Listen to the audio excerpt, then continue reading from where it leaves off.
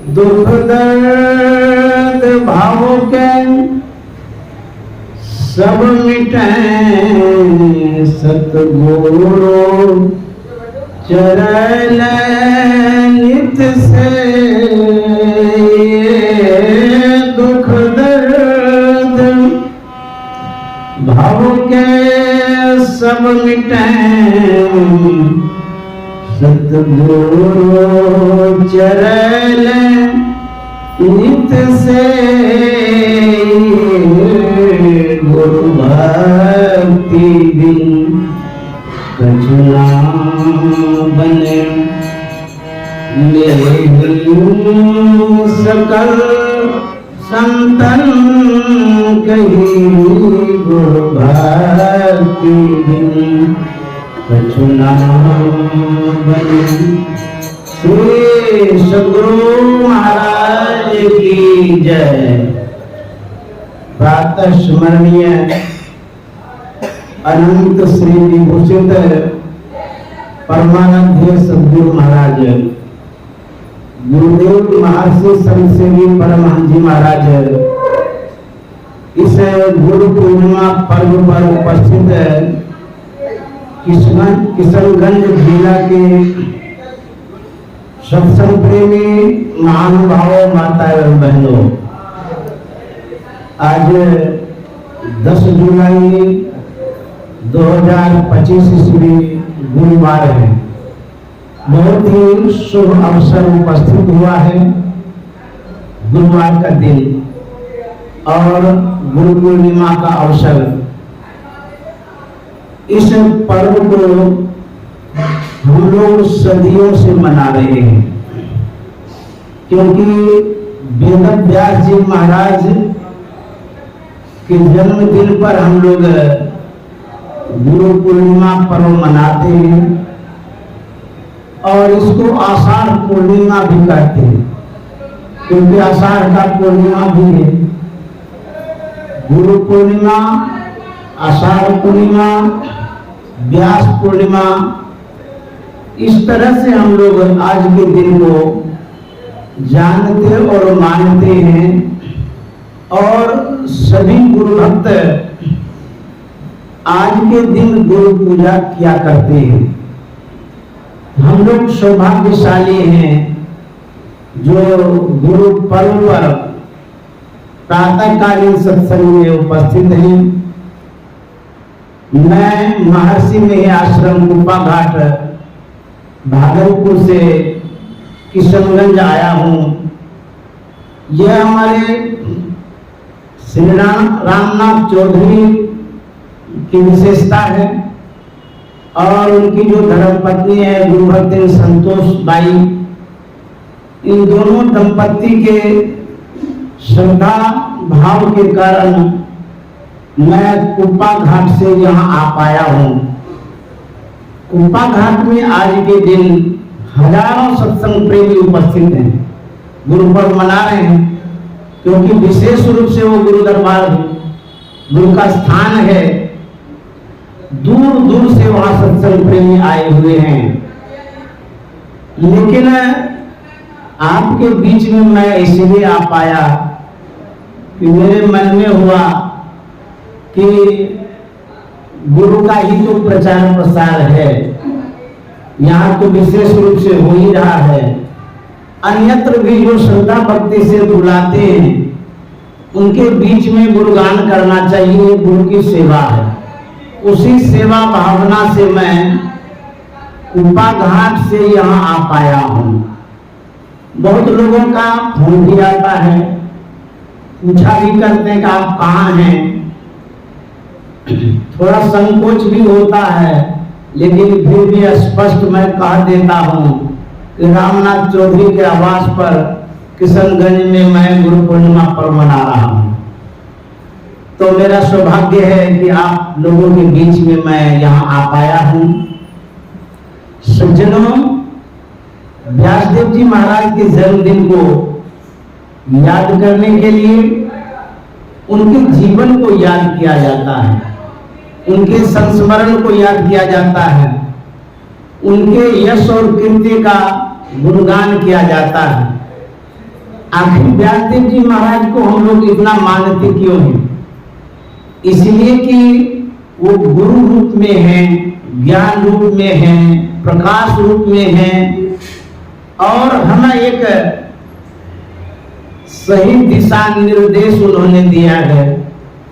बहुत सारे धर्म ग्रंथों की रचना उन्होंने की। वेद पुराण आदि जो ग्रंथ हैं उनके रचयिता व्यासदेव जी महाराज हुए हैं। यह उनका उपकार है। इसी उपकार के कारण व्यासदेव जी महाराज को हम लोग जानते हैं और मानते भी हैं। सज्जनों, व्यासदेव जी महाराज के जन्म को यदि याद करेंगे या उनके जीवन चरित्र को पढ़ेंगे, यह जरूर पता चलेगा कि व्यासदेव जी महाराज के पिता थे पराशर मुनि, जो ब्राह्मण कुल में उत्पन्न हुए हैं। पराशर मुनि जब नाव से पार कर रहे थे, नाव पर जो नाव खेने वाली थी मछुआरी थी। किसी मछुआरे की वो लड़की थी, उसका वो पेशा था, वही काम वो करती थी, लेकिन अति सुंदरी। पराशर मुनि के मन को भा गया, इच्छा जाहिर किया, दोनों ने विवाह कर लिया। अर्थात पराशर मुनि ने शूद्रानी से विवाह किया, मछुआरे की लड़की से। जो जाति वर्ण व्यवस्था है, जो हम लोग 4 वर्णों में बटे हुए हैं, ब्राह्मण, क्षत्रिय, वैश्य और शूद्र। शूद्र को सबसे नीचे स्थान में रखा गया है। उसी शूद्र के कुल से उत्पन्न वो पराशर मुनि की पत्नी अर्थात व्यासदेव जी महाराज की मां हुई और उसका नाम सत्यवती रखा गया है।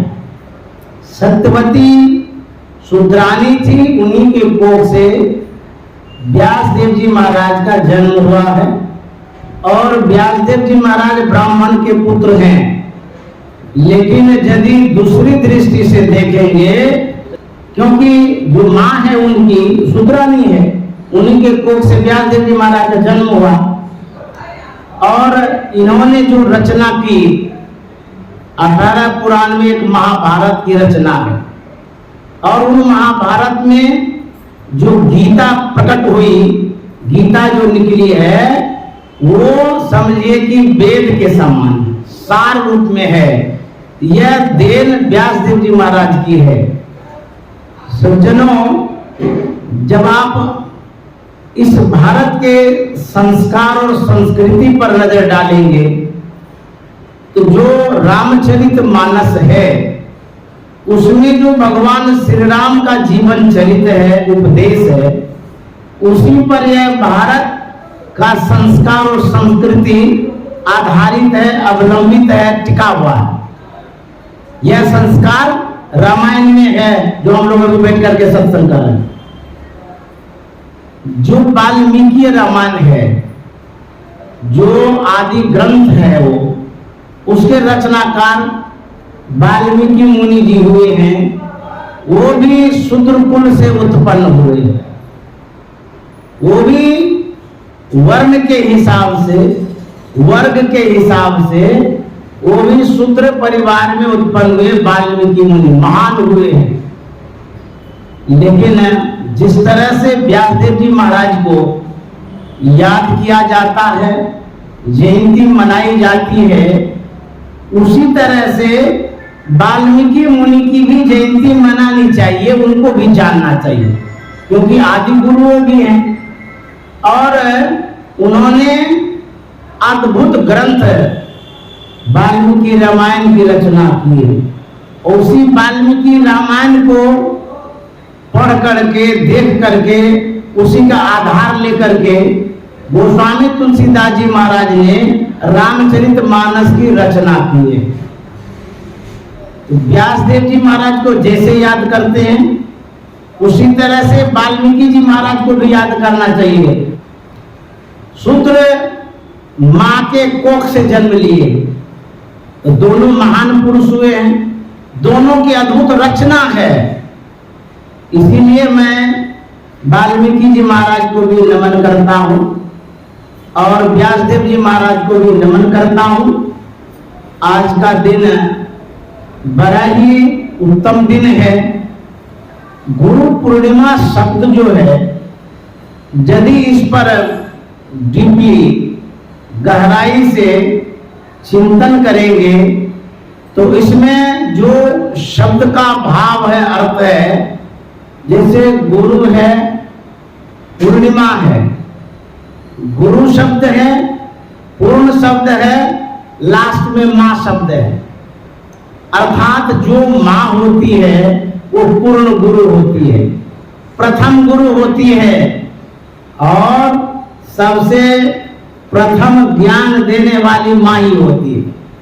ये चरणदास जी महाराज ने कहा है, पितसु माता सौगुना, सुत को राखे प्यार, मन से ती सेवन करे तन सुडाट रुगा। पिता से भी बढ़कर के मां होती है। जो गुरु होते हैं वो पूर्ण माता के समान होते हैं। इसीलिए इसको कहता है गुरु पूर्णिमा। गुरु का जो पर्व है पूर्ण पर्व है। गुरु का जो पर्व है प्रकाश पर्व है, ज्ञान पर्व है, श्रेष्ठ पर्व है।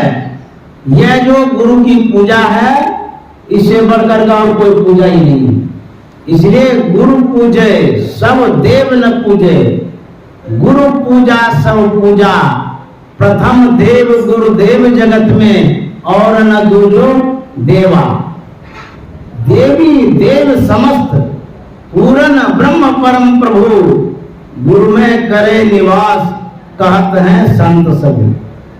जितनी देवियां हैं, जितने देव हैं, सभी देव देवियों का निवास गुरु में होता है। इसीलिए उपनिषदकार ने कहा है, गुरु ब्रह्मा गुरु विष्णु गुरुदेवो महेश्वर, गुरु साक्षात परब्रह्म तस्मै श्री गुरुवे नमः। गुरु विशाल तत्व है, ये साधारण बात नहीं है। गुरु शरीर को नहीं कहते हैं, गुरु नाम है ज्ञान का। शिष्य सीख ले सोए, ज्ञान मर्याद जाने बिना गुरु और शिष्य न को। जो गुरु है उसको यदि हम लोग सही ढंग से जानेंगे, वो गुरु ज्ञान के स्वरूप होता है।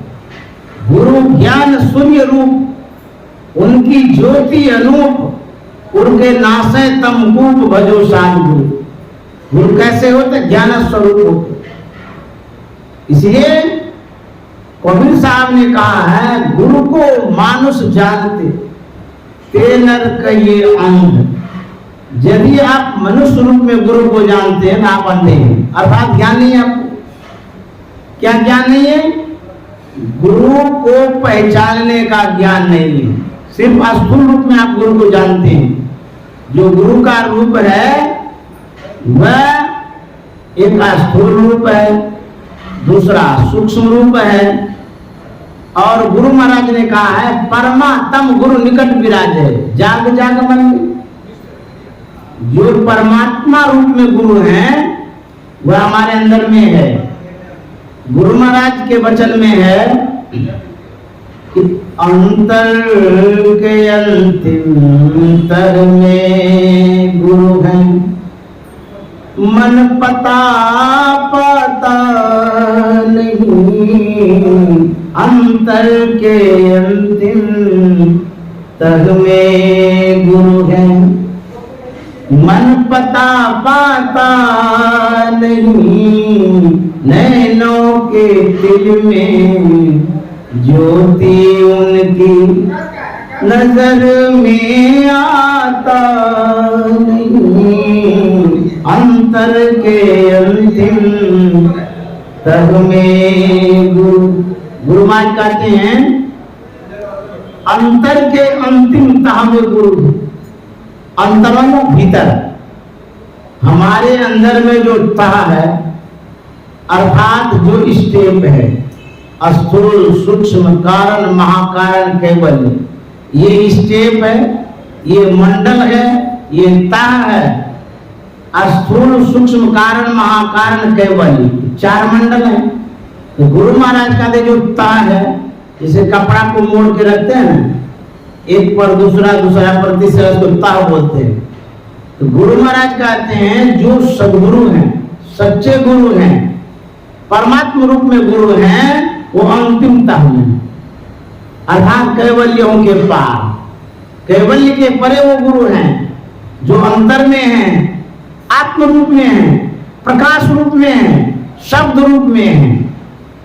इसलिए कहते हैं वो जो गुरु हैं, उस गुरु को जब प्राप्त करेंगे तो आपका कल्याण होगा। बाहर में जो गुरु हैं स्थूल रूप में, उनके शरीर में यदि ज्ञान है मस्तिष्क में, वो भी पूजनीय, क्योंकि स्थूल रूप में ही तो गुरु आते हैं, सगुण साकार रूप में हमको जा जा करके ज्ञान देते हैं। यह जो गुरु है, इस गुरु का भी सम्मान होता है, लेकिन यही गुरु आपके परमात्म गुरु को लखाते हैं, दिखाते हैं, परखाते हैं। इसलिए जो हमारे व्यासदेव जी महाराज हुए हैं, जिस समय उनका अवतरण हुआ था, इस धरा धाम पर जिस समय आए थे, वो स्थूल रूप में थे। उन्होंने जो हमें ज्ञान दिया, उनका जो उपकार रहा है वह अद्भुत रहा। भारत गुरुओं का देश रहा है, ऋषि मुनियों का देश रहा है। यहाँ एक से एक गुरु ज्ञानी हुए, जैसे भगवान शिव को लीजिए, वो भी गुरु रूप में यहाँ आए हैं। भगवान श्री राम को लीजिए, वो भी गुरु रूप में यहाँ आए। भगवान श्री कृष्ण को लीजिए, वो भी गुरु रूप में आए हैं। इस तरह से ज्ञान के रूप में सब गुरु हैं। और व्यासदेव जी महाराज गुरु के रूप में आए। जो प्राचीन काल से ऋषि मुनि आए हुए हैं, वो भी गुरु रूप में हैं। जैसे हमारे भगवान बुद्ध हुए, वो भी गुरु रूप में। भगवान महावीर हुए, वो भी गुरु रूप में हुए हैं। हमारे कबीर साहब हुए, वो भी गुरु रूप में हुए हैं। नानक साहब, दादू साहब, पलटू साहब, सोमत जी महाराज, रविदास जी महाराज, गोस्वामी तुलसीदास जी महाराज, महर्षि में ही परामन जी महाराज और महर्षि संत सेवी परामन जी महाराज, ये सब गुरु रूप में आए। स्थूल शरीर में आए, लेकिन इस स्थूल शरीर में उस गुरु तत्व को प्राप्त किए, जिसको हम लोग परमात्मा कहते हैं, ईश्वर कहते हैं। उसको प्राप्त करने के कारण ये लोग महान गुरु हैं। इन सभी गुरुओं को आज गुरु पर्व पर हम सत नमन करते हैं। और मैं हृदय से मैं पुष्पांजलि अर्पित करता हूं सभी गुरुओं को। ऐसे महान गुरुओं का आज पर्व है, जिस पर्व में हम लोग उपस्थित हैं। गोस्वामी जी के विचारों को जब हम जानेंगे, तो उनकी जो रचना है रामचरितमानस की, जब वो रचना कर रहे थे, तो अपने इष्ट से प्रार्थना वो करते हैं। उनके इष्ट कौन है? भगवान श्री राम। लेकिन गोस्वामी जी की रचना को जब पढ़ेंगे, तो सबसे पहली वंदना करते हैं गुरु से। वंदो गुरुपद गंज, कृपा सिंधु नर रूप हरि, महामोह तम पुंज जासु बचन रवि कर लिखा। मैं प्रथम वंदन करता हूं, वंदना करता हूं किसको? गुरु को। जबकि उनको सबसे पहले भगवान राम की वंदना करनी चाहिए, क्योंकि वो इष्ट थे। लेकिन गोस्वामी जी सबसे पहली वंदना करते हैं गुरु की। क्यों करते हैं? इसलिए कि जो संत होते हैं वो सबसे श्रेष्ठ होते हैं, सबसे बड़े हैं संत। दूसरा नाम है ईजे 10 अवतार जिन्हें प्रणाम है, ब्रह्मा विष्णु महेश सकल अवतार है। अरे हारे पलटू सबके ऊपर संत मुकुट सरदार। इसीलिए गुरु की वंदना करते हैं। गोस्वामी जी कहते हैं मैं इसलिए वंदना करता हूं गुरु की, क्योंकि जिस तरह से सौर मंडल में जब सूर्य उदय होता है तो पूरे संसार के अंधकार को दूर कर देता है, ठीक उसी तरह से इस संसार में जब सदगुरु आते हैं, गुरु आते हैं, उनके आने से जो संसार के अज्ञानी लोग हैं उनके अंदर का जो अंधकार है वो सुदूर भाग जाता है। इसलिए गुरु की वंदना करते हैं। जो गुरु करते हैं वो भगवान नहीं कर पाते, इसीलिए गुरु की वंदना करते हैं। महामोह तम पुंज जासु वचन रवि कर निकर। गुरु कैसे करते हैं? एक गुरु भक्तिन हुई है मीराबाई, उनके बताइए मीराबाई अपने भावों में, विचारों में, पद्यों में क्या कहती है? नैया लगा दो भव पार, भव पार मेरे सतगुरु, नैया लगा दो भव पार, भव पार मेरे सतगुरु, नैया लगा दो भव पार, भव पार मेरे सतगुरु।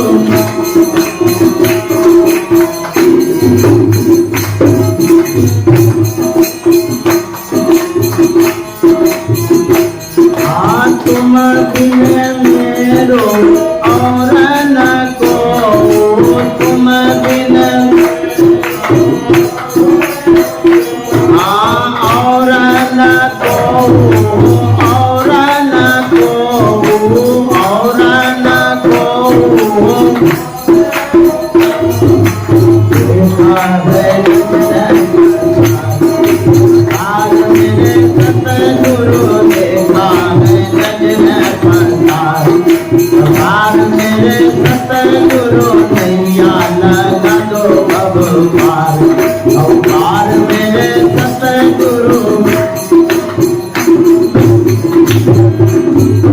मीराबाई कहती है, हे गुरुदेव मेरी जो नैया है उसको पार लगा दीजिए। कोई काट के नैया है जिससे हम लोग नदी पार करते हैं, वो नैया नहीं है, ये नैया जीवन की नैया है।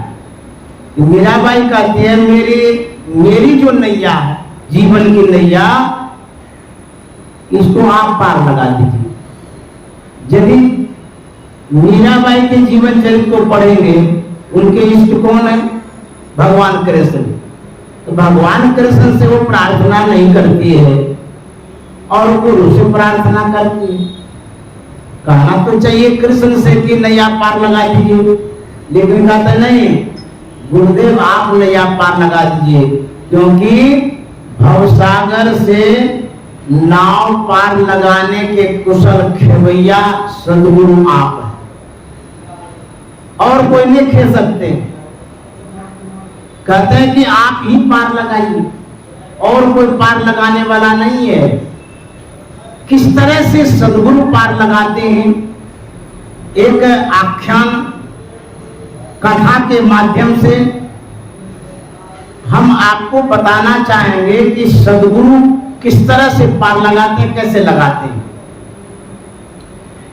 एक जेल है, जिस जेल में बहुत सारे कैदी हैं, कैदियों को कष्ट होता है जेल में, स्वाभाविक है, घर की तरह व्यवस्था वहां नहीं होती।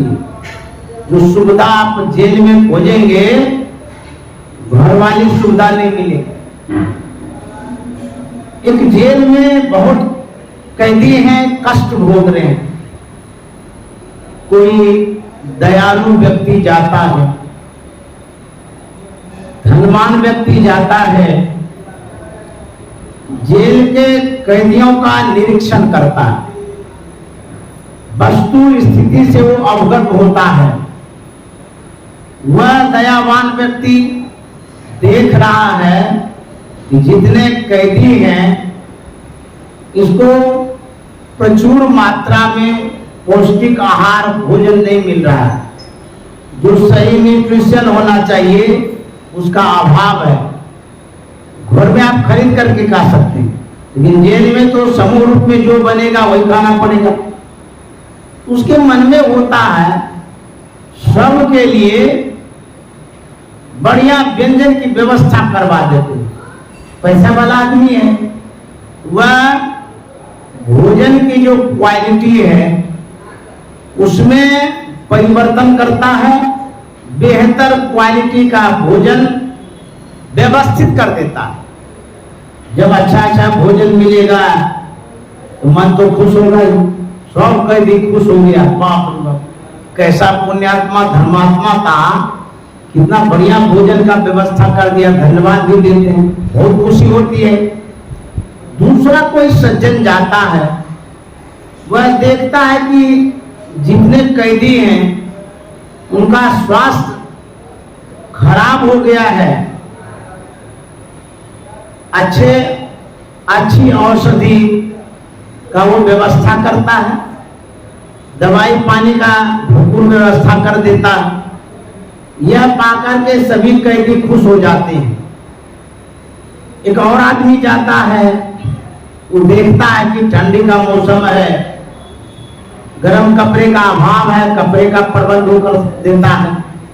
कोई और आदमी जाता है, देखता है पानी अच्छा नहीं मिल रहा है, शुद्ध पेयजल की व्यवस्था वो कर देता है। इस तरह से जेल में सारा प्रबंध हो जाता है, सारी व्यवस्था हो जाती है। वह सब पाकर के जितने कैदी हैं सब खुश होते हैं, गुणगान भी करते हैं, नाम भी लेते हैं, ऐसे ऐसे धर्मात्माएं हम लोगों को सब व्यवस्था कर दिया। लेकिन उस व्यवस्था को पाकर के भी कैदियों के मन में एक खटका, खाने के लिए मिल गया, पीने के लिए मिल गया, कपड़ा भी मिल गया, औषधि भी मिल गई, सब व्यवस्था बढ़िया हो ही गया, फिर खटका क्या रह गया? कैदी के मन में यह खटका होता है, सब व्यवस्था तो ठीक ही ठाक है, आखिर तो जेल में है, सब प्रबंध है, लेकिन मन में क्या खटका है? आखिर तो जेल में। एक व्यक्ति जाता है, कोई प्रबंध कुछ नहीं करता है, लेकिन कैदियों के लिए सिर को पैरवी कर देता है, कैदियों को जेल से बाहर कर देता है। वह जो कैदी है उससे पूछिए, आप जब जेल में रह रहे थे, सारा प्रबंध था तो वहां अच्छा था, और अभी जो आप बाहर आए हैं यहाँ अच्छा है। जो जेल में प्रबंध किया था उपकार उसका विशेष था, जो सिर्फ बाहर किया उसका विशेष है। कैदी एक स्वर से कहेगा, नहीं बाबा हमको तो बाहर में अच्छा है, भले नमक रोटी खाएंगे, परिवार के साथ रहेंगे, यही बड़े परिवार में अच्छा रहेगा, और जिसने हमको सिर्फ बाहर किया है उसके जैसा कोई उपकार नहीं कर सकता है। तो खुश कब हुआ? जब बाहर आया। बाहर किसने किया? किसी व्यक्ति ने पैरवी करके किया। ठीक उसी तरह से इस संसार में हम लोग हैं, ये भी एक जेल है। शरीर और संसार ये जेल है, गुरु महाराज ने कहा है। इसी जेल में हम लोग रह रहे हैं, शरीर और संसार रूपी जेल में। आपके पास घर है, एसी की व्यवस्था है, पौष्टिक आहार है, प्रचुर मात्रा में सब कुछ है आपके पास, गाड़ी है, घोड़ा है, मकान है, दुकान है, सब कुछ है, और परिवार भरा पूरा है। लेकिन इतना होते हुए भी खुश तो आप होते हैं, लेकिन यदि एकांत में आप होंगे, यदि सोचेंगे, एक खटका आपके भी मन में होता है। सब कुछ होते हुए भी क्या खटका रह गया? वह खटका यह है कि भगवान ने सब कुछ तो दिया है, लेकिन मौत साथ लगाती, एक दिन मर जाएंगे, घर छोड़ देंगे, मकान छोड़ देंगे, परिवार छोड़ देंगे। ये जो खटका है ये आपको सताता रहता है, अब चले जाएंगे, तब चले जाएंगे, कब चले जाएंगे, है ना खटका सबके अंदर में। यह जो दुख है आपके जीवन में जाने का, मौत का जो डर है, इस मौत के डर से कौन उबारता है? यदि उबारता है एक के संत सदगुरु। इसीलिए सदगुरु जो होते हैं सबसे श्रेष्ठ होते हैं। तो हमको आवागमन से सदगुरु छुड़ाते हैं। सहजो भाई ने कहा है, राम तजू पे गुरु न विसारो, गुरु के समय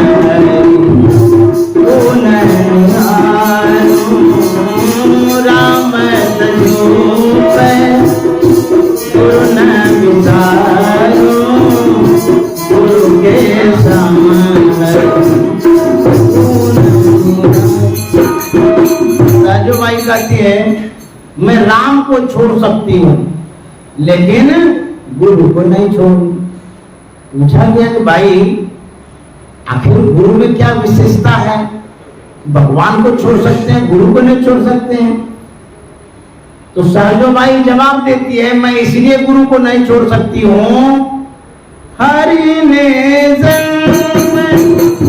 दियो जग माई, हरि ने दियो जग माई, गुरु ने आवा रमन छुटा, राम गुरु न विसारो, गुरु के समय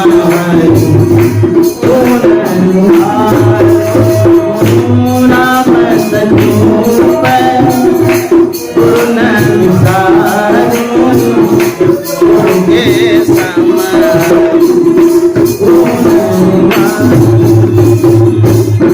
साजूबाई कहती है, मैं इसलिए राम को छोड़ सकती हूँ और गुरु को नहीं छोड़ सकती हूँ क्योंकि भगवान ईश्वर परमात्मा ने अनुग्रह करके मनुष्य का शरीर दिया।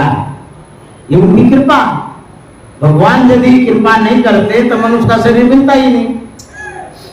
इसी शरीर में आकर के हम लोग आवागमन में पड़ जाते हैं, अज्ञानता में पड़ जाते हैं, कष्ट दुख भोगते रहते हैं।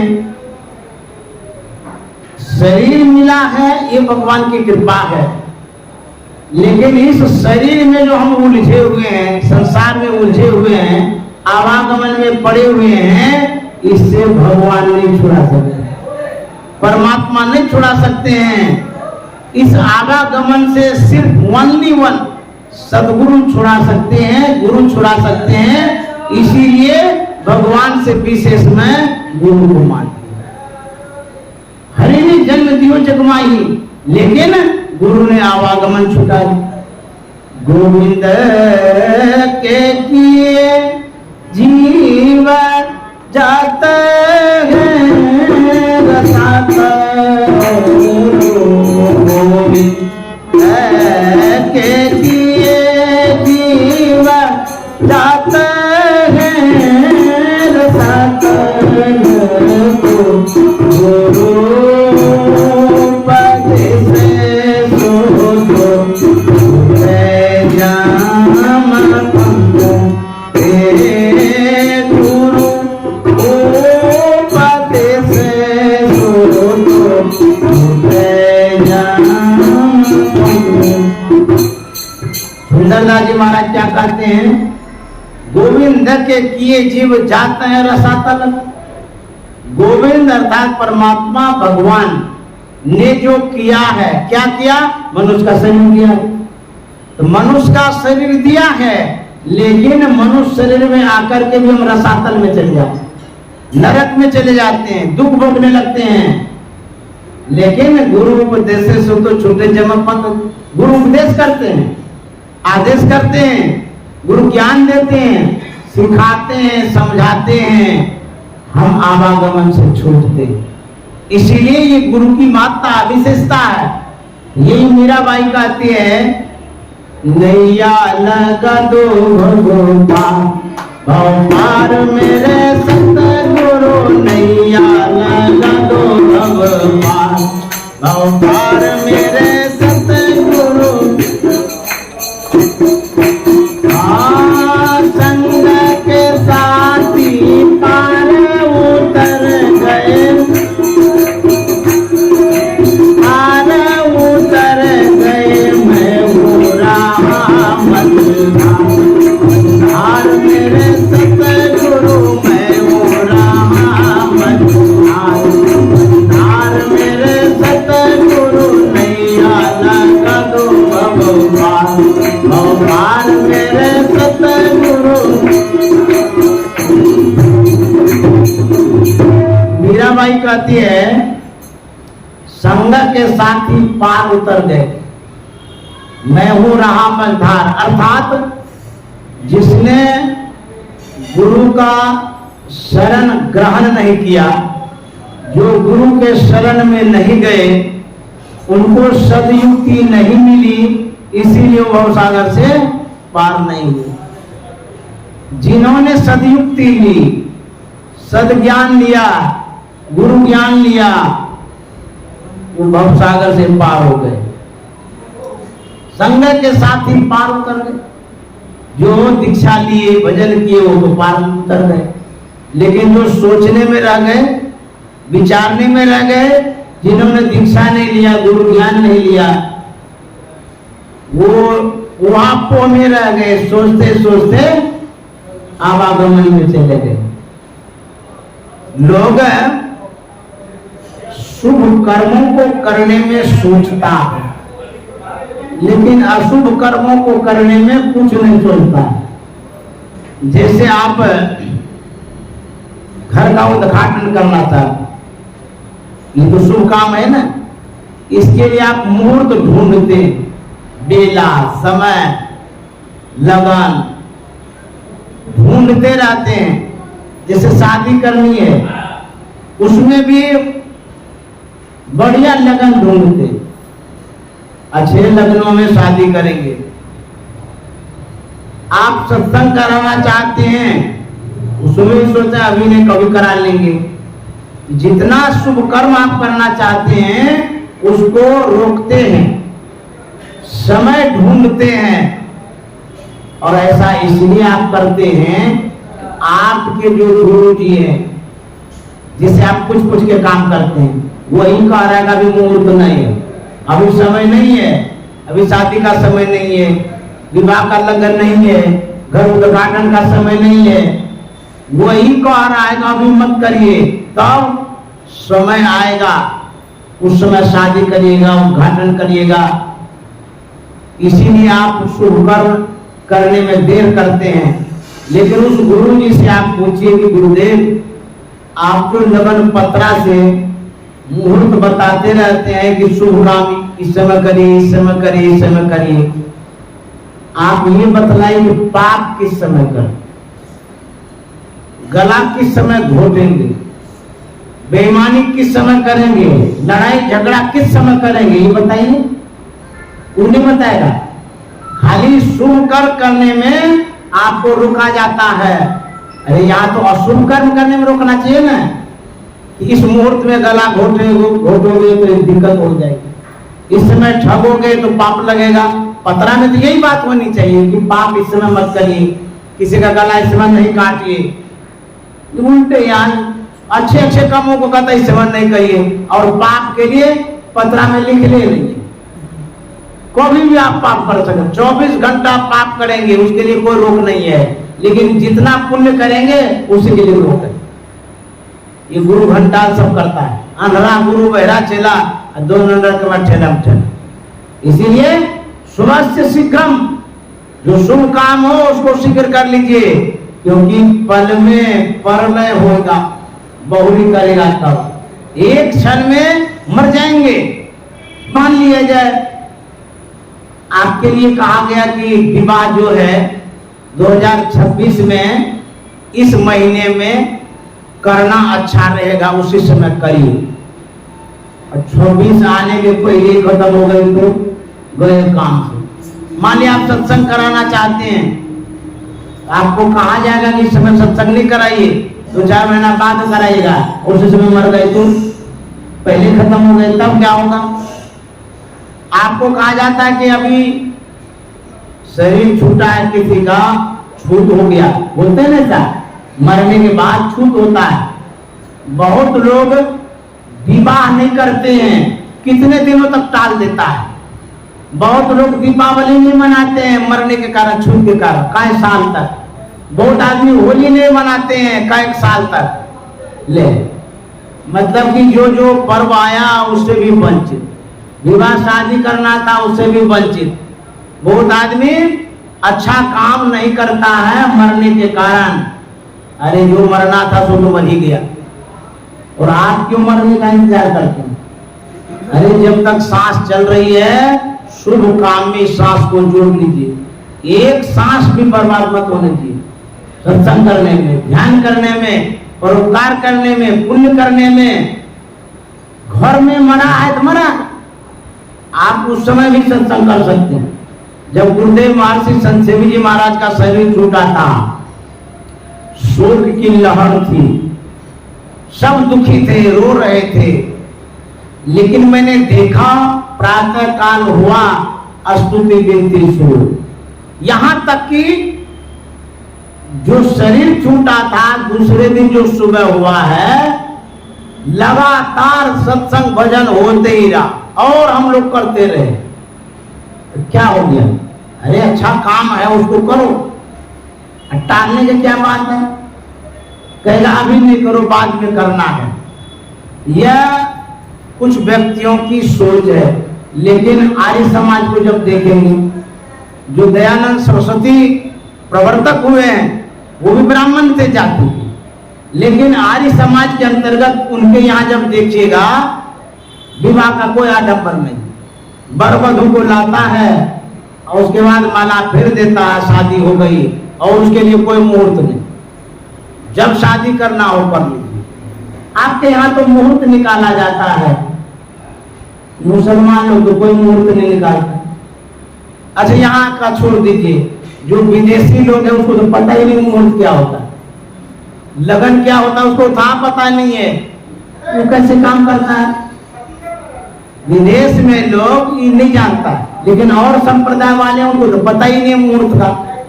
तो मेरे कहने का मतलब, आप जो बंधन में डालते हैं शुभ काम करने से, इसको हटा दीजिए, बंधने मत रखिए। शुभ काम करना है, शरीर को पवित्र कर लीजिए, स्थान को पवित्र कर लीजिए, पवित्र वस्तुओं को एकत्रित कर लीजिए। उसके बाद मंगल मूर्ति सदगुरु मिलवे सर्वाधार, अब मंगल में मंगल करण बिनवो बारंबार, नाम ले लीजिए, सब काम हो जाएगा, कोई रोकना नहीं। जिस समय नाम लेते हैं मंगल मूर्ति सदगुरु का, आपका सभी काम मंगलमय होता है। इसलिए सब भ्रम में मत रहिए कि मर गया है तो शादी नहीं करेंगे, घर उद्घाटन करना है तो इस समय करेंगे, कभी भी कर लीजिए। समय खराब नहीं होता है, विचार खराब होता है, आचरण खराब होता है। आप यदि अच्छे हैं तो आपका सब काम अच्छा होगा, यदि आप बुरे हैं सब काम गड़बड़ होगा। जब भगवान श्री राम भगवती सीता माता का विवाह हो रहा था, उसके पहले मुहूर्त निकालने की बात आई। राजा जनक और राजा दशरथ दोनों ने विचार किया, ऐसा लगन हो जिस लगन में दोनों का विवाह हो तो दोनों का जीवन मंगलमय हो। पंडित का चयन किया गया, चुनाव। इस धराधाम पर इस समय सबसे बड़े पंडित कौन है? तो राजा दशरथ ने कहा हमारे गुरुजी वशिष्ठ मुनि, बोले उन्हीं से निकलवाइए। वशिष्ठ मुनि से कहा गया सबसे बढ़िया लगन निकालिए, सीता और भगवान श्री राम का विवाह होगा। शोध करके लगन निकाला गया। खोज करके लगन निकाला गया। इस मुहूर्त में, इस लगन में विवाह होने से जीवन में मंगल ही मंगल होगा। आप लोग पढ़े होंगे, विवाह हुआ मंगल क्या होगा, और घर जाते ही कुछ दिन में खरमंगल शुरू हो गए। कबीर साहब ने कहा, मुनि वशिष्ठ सौ पंडित ज्ञानी शोध के लगन धरी, हुआ क्या, सीता हरण मरण दशरथ को, वन में विपत्ति पड़ी, कर्म गति चारे सो नाई चली। अच्छा कर्म करिएगा तो अच्छा होगा, अब बुरा कर्म करिएगा तो बुरा होगा। इसीलिए लगन मुहूर्त जो है उस व्यक्ति के लिए अच्छा है जो व्यक्ति अच्छा है। जो खराब व्यक्ति है, जितना भी लगन निकाल लीजिए, आपके जीवन में खराबी होगी, क्योंकि भीतर में जो माइंड आपका है, जिसमें विचार बनता है, वही खराब हो गया। जो फैक्ट्री है भीतर में, वहीं से प्रोडक्ट खराब निकलता है। विचार को न बदलिए, जब तक विचार नहीं बदलेगा, आचरण बदलेगा नहीं, आपके जीवन में सुख होगा नहीं। संत मत विचार बदलता है, और संत मत मुहूर्त के लिए जो कहता है, जब गुरु का नाम ले लीजिए वही मुहूर्त। गुरु जी का नाम लेकर के सब काम शुरू कर दो। खोजना नहीं है मुहूर्त को, लगन को। एक कोई आदमी था बड़े शहर में, उसको कहा गया कि आप ये जो घर बनाए, करोड़ों का घर बना हुआ था, जहां पर आपने अपने गुरु जी का स्थान दिया है, ये ठीक स्थान नहीं है। वास्तुशास्त्र के अनुसार यहाँ से इसको हटा दीजिए, और ये जो गड्ढा है इसको आप बंद कर दीजिए। ऊपर छत पर होता है ना, कहीं गड्ढा हो जाता है कहीं बनाने के हिसाब से। अब वो वास्तुशास्त्र वाले के फेड़े में पड़ गए। एक तो उस गड्ढा को भरने में लाखों रुपया लगा, जो भी चेंजिंग करना था सो भी किया, लेकिन उसके जीवन में कोई परिवर्तन नहीं हुआ। आज आप वास्तुशास्त्र के अनुसार सब काम करते हैं। जिस समय खाली झोपड़ी रहती थी, उस समय तो वास्तुशास्त्र खोलते नहीं थे। उस समय क्या लोग सब दुखी रहते थे? पैसा जब होता है तब वास्तुशास्त्र ढूंढते हैं। जो गरीब आदमी है उसको जाके पूछे, वास्तुशास्त्र के अनुसार घर बना है? बोले हमको तो पता ही नहीं वास्तुशास्त्र क्या होता है। और आपसे विशेष सुखी वही होते हैं जो गरीब आदमी है। वो बेचारे का पूरब पश्चिम उत्तर दक्षिण कुछ पता नहीं रहता है, जिधर घर बनाने का उधर बना के रह लेता है। वास्तुशास्त्र आप ढूंढते हैं। आजकल के लोग बहुत होशियार हो गए हैं। वास्तुशास्त्र वाले को कहिए, आप जैसा जैसा कहते हैं मैं वैसा वैसा करूंगा, लेकिन स्टाम्प पेपर पर आप लिख के दीजिए कि जैसे ही हम बनाएंगे घर कंप्लीट होने के बाद कितना समय आप लेंगे हमारे जीवन में परिवर्तन का, कब तक में हमारे जीवन में सुख आ जाएगा, स्टाम्प पेपर पर लिखिए। यदि नहीं आएगा तब आपको ही वास्तुशास्त्र अनुसार ढाल देंगे घर के नीचे। पूछिए तो गारंटी लेता है, आपसे पैसा तो ले लेगा ढेरी दुनिया भर का। वो अपना घर चला जाता, आप अपने घर में रहते हैं, जो स्थिति थी उसी स्थिति में दुख भोगते हैं। जिस तरह से आपको सुविधा मिले उस तरह से बना करके रहिए, सदगुरु का गुणगान करिए, नाम लीजिए, इसी में सुख और शांति होगी। इसलिए मीराबाई कहती है, नैया लगा दो भगवान भगवान मेरे सतगुरु, नैया लगा दो भगवान भगवान मेरे सतगुरु, भगवान मेरे सतगुरु, नैया लगा दो भगवान भगवान मेरे।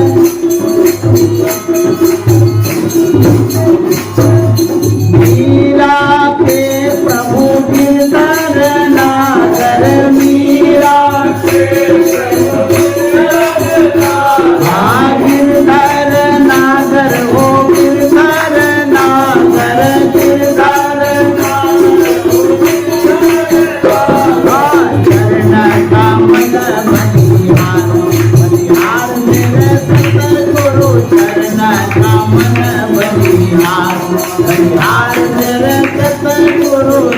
जाना करो भगवान, भगवान मेरे सतगुरु।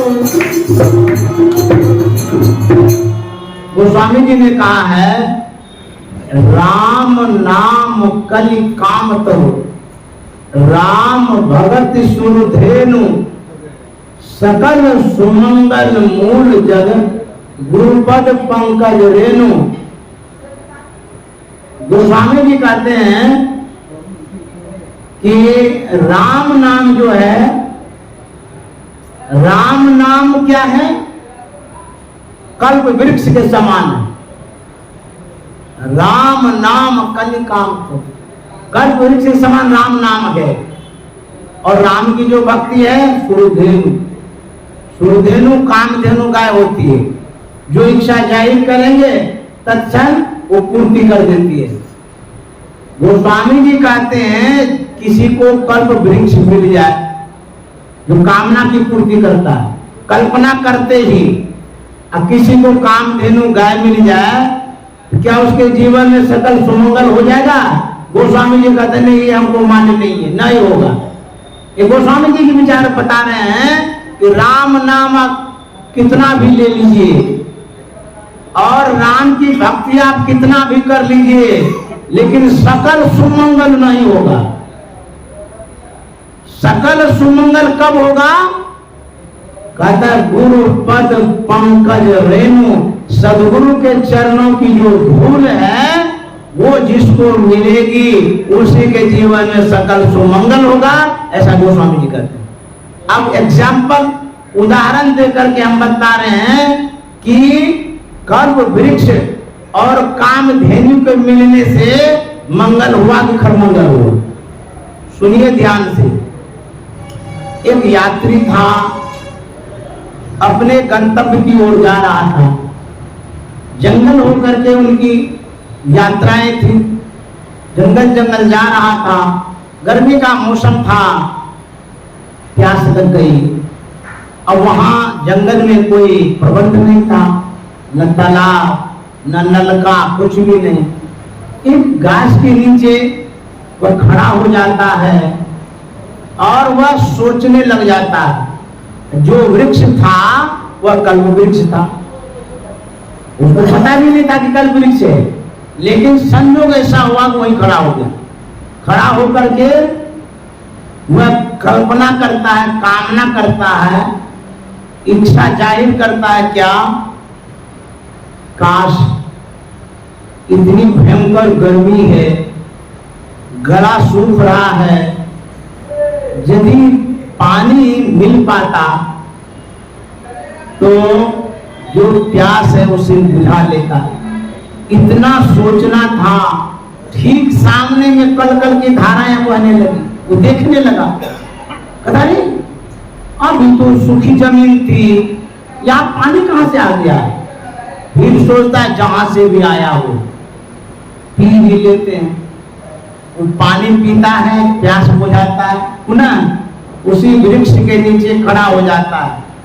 फिर मन में क्या सोचता है? प्यास तो बुझा ही ली, इतनी जोरों से भूख लगी है, थोड़ा अतृप्त है, यदि कोई भोजन मिल जाता पेट की भूख को मिटा पाता। जैसे ही सोचा 56 प्रकार का व्यंजन सामने आ जाता है। बाप रे बाप, ये क्या हो रहा? हम सोचते हैं और सोचते ही सब कुछ आ जाता। वो सोचता है यात्री जहां से भी आया हो खाइए देते, भर पेट खाया। जब भोजन कोई करता है, भोजन भी एक नशा है, गर्मी है उसमें, तो आपको नींद स्वाभाविक आती है। जो व्यक्ति कम भोजन करते हैं तो रात में कोई कोई कहता है कि हमको नींद नहीं आ रही है, लेकिन ऐसा नहीं कि कंठ तक भोजन करिए उसकी पाचन क्रिया खराब हो जाएगी। दोनों खाए तो कल पे जल पे, दोनों खाए ले रोगी, दोनों पका के संधि विचारे ताको मिला योगी। इसीलिए इतना न खाइए कि बस सोते ही रहिए।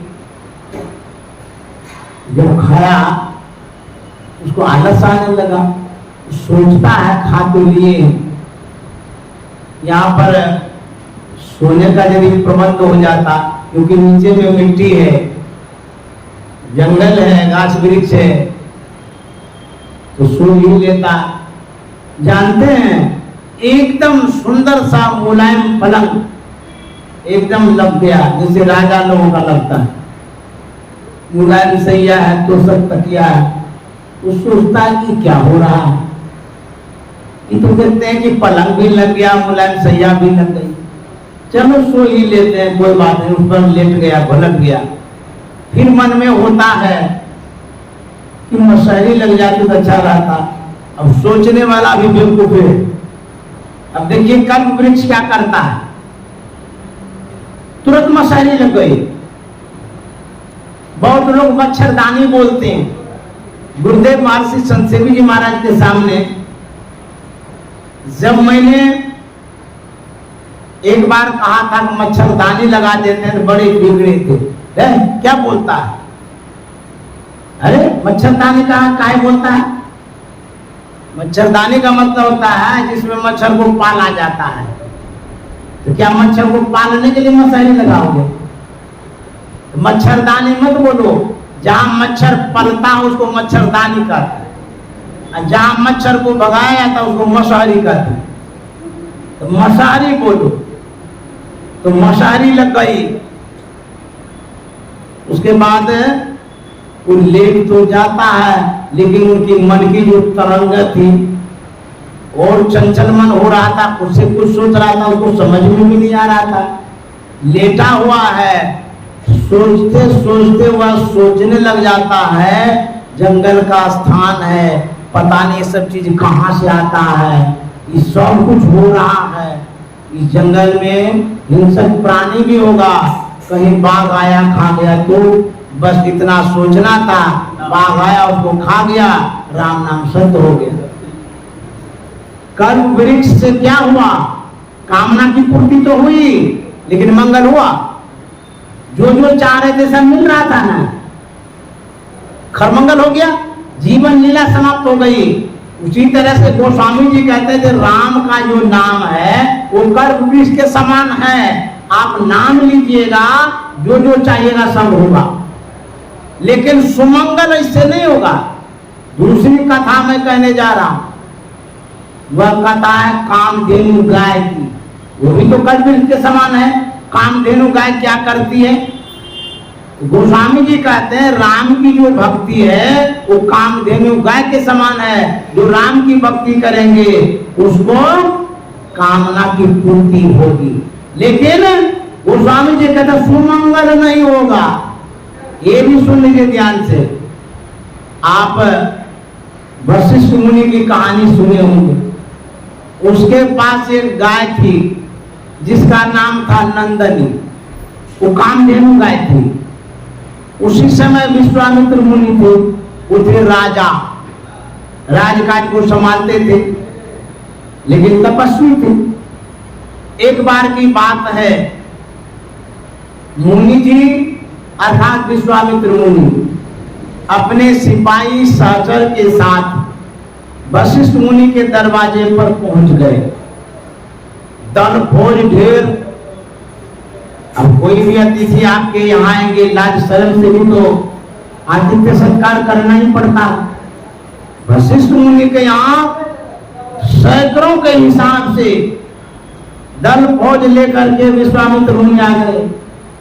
अब वशिष्ठ मुनि सोचने लगे कैसे स्वागत करना, सम्मान करना। गए नंदनी के पास जो कामधेनु गाय थी, उनसे जाकर के वशिष्ठ मुनि ने कहा नंदनी से कि माता जी हमारे यहाँ एक विशेष अतिथि आए, वो भी ऐसे अतिथि हैं यदि स्वागत सम्मान नहीं करेंगे तो श्राप दे देगा।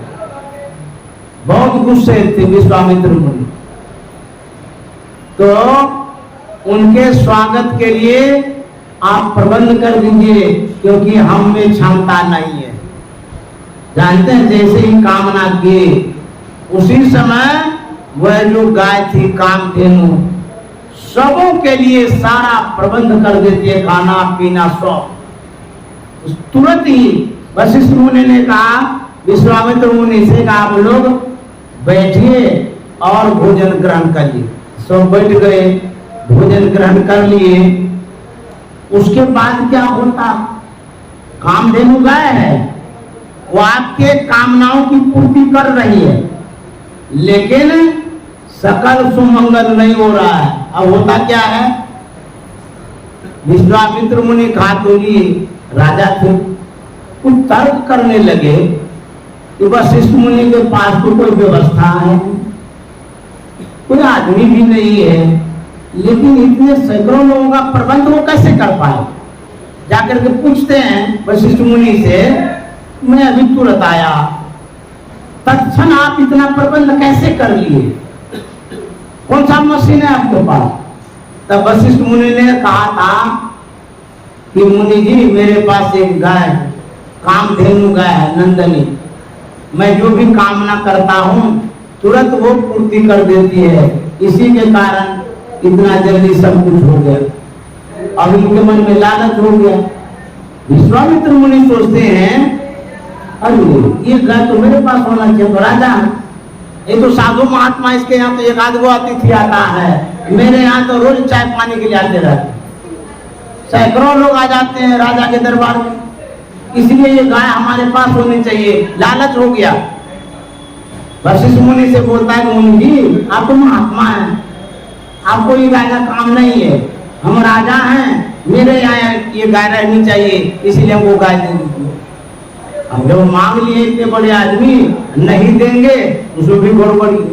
डर के मारे गए गाय के पास, नंदनी के पास, और उनसे वशिष्ठ मुनि ने कहा कि नंदनी, अब इज्जत तुम्हारे हाथ में, तुमको वो ले जाना चाहते हैं, लेकिन हम भेजना नहीं चाहते तुमको, क्योंकि तू ही तो सब कुछ है, जो चाहते हैं वो पूरा करती हो। तो माता जी से, गो माता से वशिष्ठ मुनि ने कहा कि माता जी अब तू ही अपना रक्षा करो, हमारे पास सामर्थ्य नहीं है, क्योंकि वो जो विश्वामित्र मुनि बड़े गुस्से में श्राप दे देंगे, कुछ भी कर देंगे, वो ले जाना चाहते हैं, अब तुम जानो जो करना है, हम कुछ नहीं करेंगे। जाकर के वशिष्ठ मुनि ने कहा विश्वामित्र मुनि से, मुनि जी गाय खोल के ले जाइए। सिपाही को भेजा गया, तो जैसे ही सिपाही गाय के करीब जाता है, अब तो नंदनी विकराल रूप धारण करती है। एक कामधेनु गाय है, अब करती क्या है, ध्यान से सुनिए। अब विकराल रूप धारण कर दी, जैसे खोलने लगे रस्सी उसी तोड़ दी। अब जो वो मारना शुरू किया सिंह से, जितना आया प्राण पखेरु उड़ाते गया, मारते गया, लाश की ढेर लग गई। भागा विश्वामित्र मुनि, भागते भागते घर को जब, बाप रे बाप, ये कामधेनु गाय है कि कालधेनु गाय, ये तो सबको काल कल्पित कर दिया। उसके बाद जितना मारना था सबको खत्म किया। अब विश्वामित्र मुनि को जो गुस्सा आया, वशिष्ठ मुनि के पुत्रों को भी खत्म कर दिया, मारा है। अब मेरे कहने का मतलब ये है कि जो कामधेनु गाय है, इससे कामना की पूर्ति तो हुई, लेकिन सकल सुमंगल हुआ, घर मंगल हो गया, कितना आदमी मर गया। तो गोस्वामी जी कहते हैं, राम का नाम कल्प वृक्ष है, जिसके कारण व्यक्ति को जान गंवाना पड़ा। राम की जो भक्ति है वो कामधेनु गाय के समान है, जिस गाय के खरमंगल से विश्वामित्र मुनि के कितने सिपाही खत्म हो गए। राम नाम और राम की जो भक्ति है, इससे मंगल हुआ, एकदम खरमंगल हुआ है। इसीलिए गोस्वामी जी कहते हैं, राम नाम कल काम तरो, राम भगत सुरधेनु, लेकिन सकल सुमंगल जो चाहते हैं उसका मूल का जड़ का है गुरुपद पंकज रेणु। इसलिए सतगुरु तेरे चरणों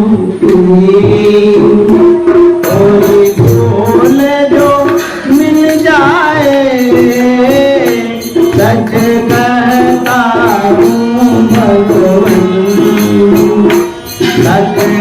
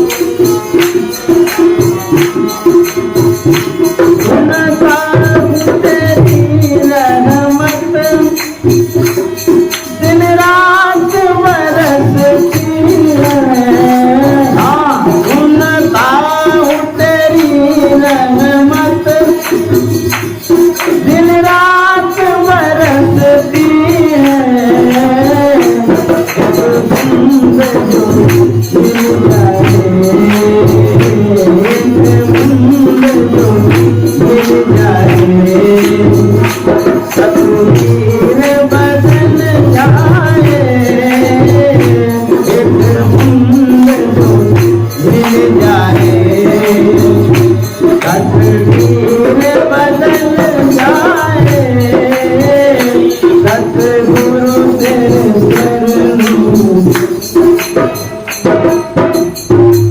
मैं यहीं पर विराम दे रहा हूं और व्यासदेव जी महाराज के चरणों में पुनः श्रद्धांजलि पुष्पांजलि अर्पित करता हूं।